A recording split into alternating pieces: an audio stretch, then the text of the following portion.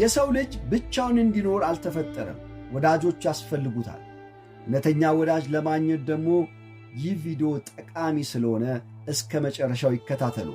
አስቀድመው ግን ሰብስክራይብ በማድረግ ቤተሰብ ይሁኑ። ወዳጅ እንዴት ማፍራት ይቻላል? ወዳጅነት የሀብት መሠረት እንጂ ሀብት የወዳጅነት መሠረት ሊሆን አይገባውም። ከሶቅራጥስ አሁን እስካሉት ጸሐፍት ድረስ ስለ ጓደኝነት፣ ስለ ወዳጅነት ብዙ ነገሮች ተናግረዋል። በወዳጅነት ዙሪያ ብዙ ግጥሞችን ጽፈዋል። ሶቅራጥስ ከዓለም ሀብት ይልቅ የተሻለ ታማኝ ባልንጀራ ቢኖረኝ እወዳለሁ ብሏል። በመቀጠል ምክሩን ሲለግስ በጓደኝነት ውስጥ ለመግባት አትቸኩል፣ ከገባበት በኋላ ግን ሳታወላውል ቀጥ ባለ መልክ ተጓዝ በማለት ይመክረናል። አርስቶትልም ስለ ጓደኛ ሲናገር እውነተኛ ወዳጅን ራስን በምትመለከትበት ዓይን ተመልከተው፣ ራስንም በምትይዝበት ሁኔታ ያዘው ብሏል።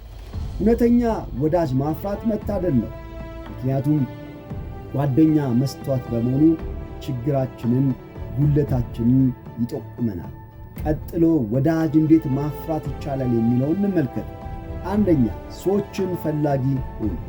ሌሎች አንተን እንዲተማመኑና እንዲፈልጉ ከመጣር ይልቅ እነርሱን በመፈለግ ወዳጆችን ማፍራት ትችላለህ።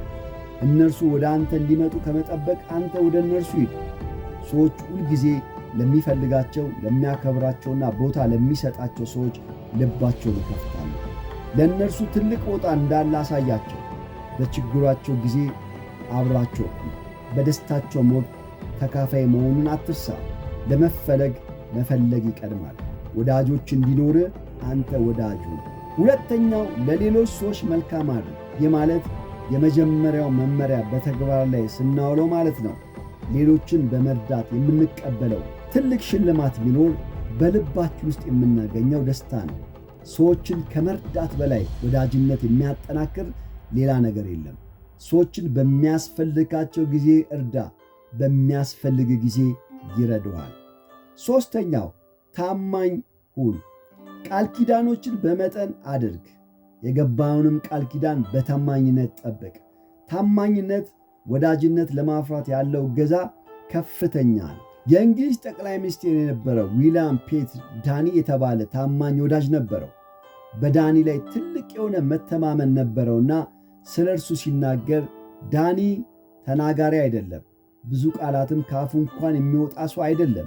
በሕይወቱ ከባድ ሁኔታ ውስጥ ግን ከአንተ ጋር በታማኝነት መሆኑን ይችላል። እርሱ ይሁኝ የሚል ባህሪ የለውም። አንድ ትልቅ ነገር አለው። በየትኛውም ቦታና ጊዜ ሁኔታ ውስጥ ልትተማመንበት የሚያስችል ትልቅ ነገር አለው። እርሱም ታማኝነት ነው ብሏል። አራተኛው፣ ስህተት ፈላጊ አትሁን። ስህተትን ፈላጊና ከሰዎች ፍጹም ነገር የምትጠብቅ ከሆነ ወዳጅ ማፍራት አትችልም። ከሰዎች ብዙ አትጠብቅ። ሁሉም ሰው ስህተት እንዳለበት ስታውቅ ብዙ ትዕግሥት እንዲኖር ያደርጋል። አምስተኛው፣ ትሑት ሁን። ትሕትና በድርጊት ያለ ደግነት ነው። አምባገነንነት፣ ትዕቢትን የወዳጅነት ጠላት ናቸው። ስለዚህ በተቻለ መጠን ትሑት ሁን። በመጨረሻ፣ የሰው አክብሮት ይኑሮት። በቀጥታ ማንኛውም ሰው ልክ አይደለም ከማለት ይቆጠቡ።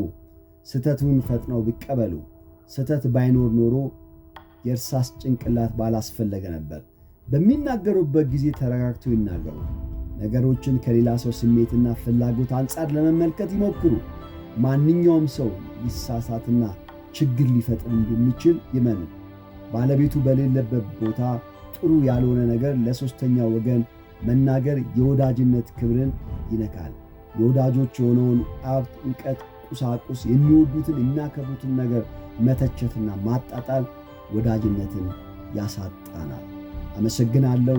ሰብስክራይብ፣ ሼር በማድረግ ቤተሰብ ይሁኑ።